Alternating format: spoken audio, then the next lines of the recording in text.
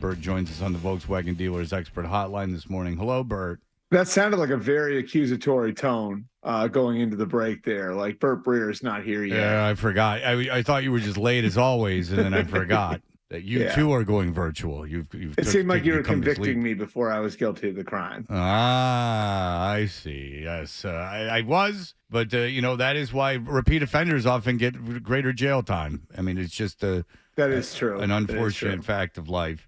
All right, so the Patriots are getting made fun of a lot. Last night on Thursday Night Football, there was a graphic that showed the Patriots-Steelers, and it showed T.J. Watt. Some people say MVP candidate, T.J. Watt. Promoting next week's Thursday game. Yeah, he was the representative of the Steelers, and right next to him was Billy Belichick. They couldn't find a player. They literally couldn't, and this is funny. Because this is true. But like last year, wasn't it that they suddenly put Bailey Zappi in some graphic? I think that was a Monday night game, right? And Bailey Zappi was suddenly standing there with like Devin McCourty or something like that. It was like, what does that mean? Well, all I know is that you have to have zero talent in the NFL to not have a player that they can find to put on a graphic. I mean, I had the Lions tickets where it was Jason Who would you Hansen. put on there, though? Like, seriously. If I was the Patriots. Ramondre Stevenson, maybe? Yeah. You could put Ramondre Stevenson. You could put Hunter Henry? No.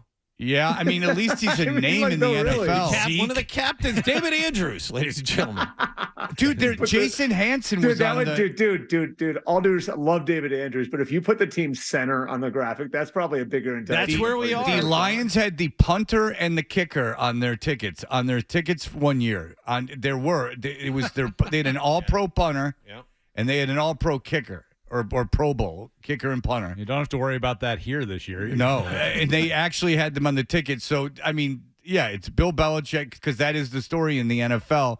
All right, the team, a lot of people are making a big deal, and I want to know if you think this is a big deal, that the team got flexed out of Monday night. I guess this is the first year they're flexing Monday night football games. Yep.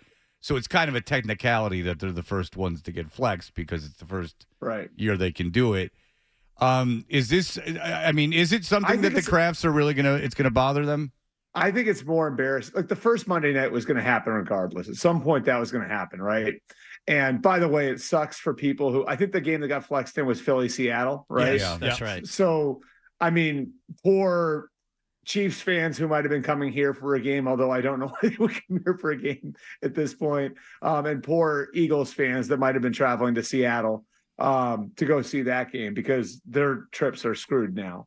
But I think the most embarrassing thing about it isn't that it's the first Monday night flex. It's that somehow you are bad enough to get Patrick Mahomes flexed out of a Monday night game. Like how bad does it have to be for an ESPN executive to say, yeah, we got to take Mahomes and the Chiefs out of that slot? Well, they know nobody's going to be watching that game past the first quarter because it's going to get out of control quick. I mean, that's what I'd be thinking. Is like, the ratings will be fine for the first hour or so of that broadcast, and then it's going to be crickets. And you know what it would turn into? It actually, like, I feel like they might be doing the Patriots a favor because if that happened, right, like if it was like 28-0, first drive of the second quarter or something, but the rest of the broadcast would all become like an autopsy, right? Yeah.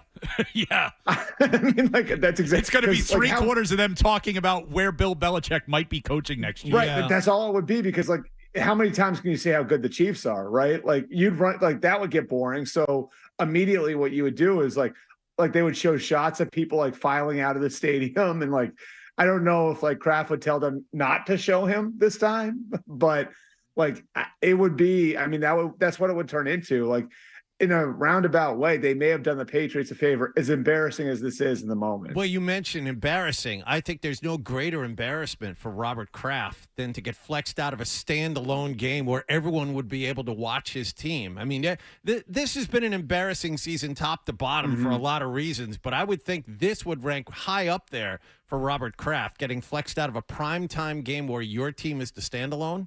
Yeah, Wallach, we talked about this.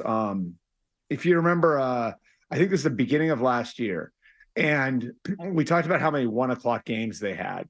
And if I can't remember the exact number, but it was something like 8 in the first 9 weeks last year, whatever it was. It was like really like, oh my God, has this brand taken a hit? And oh my God, have they taken a huge step back? And oh my God, are we so far from where they were before?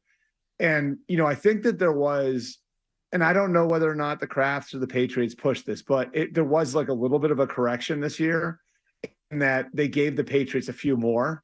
If you look at the schedule versus last year's schedule, and it's like pretty mind blowing now to like think that they have to go back in and pull those games away from the Patriots, and it's not the first time it's happened. It happened last year. I think it was the Raiders, right? But yeah, I mean, this is something that like for every franchise, like, you talk about like, where your brand stands in the, among NFL teams. Like even like if you look at the valuations and like the Patriots are still one of the most valuable franchises in sports, but for a long time there, they were number 2, right, in the NFL behind the Cowboys. Right. I believe they're like number 4 or 5 now. Jeez. Wow. I mean, that's again embarrassing for the owner. But at the same point, you can't blame the NFL for doing any of this. No. Now, I mean, Curran was on. No, you can blame the NFL for being greedy enough to allow for like this level of flexing, Yeah. But no, you can't blame them for the decision in the moment. Like, what's the better TV game? The better TV game, without question, is Philly-Seattle. I don't know if you guys watched the Seahawks last night, but at the very least, they're an entertaining team. Pretty good, you know. Yeah.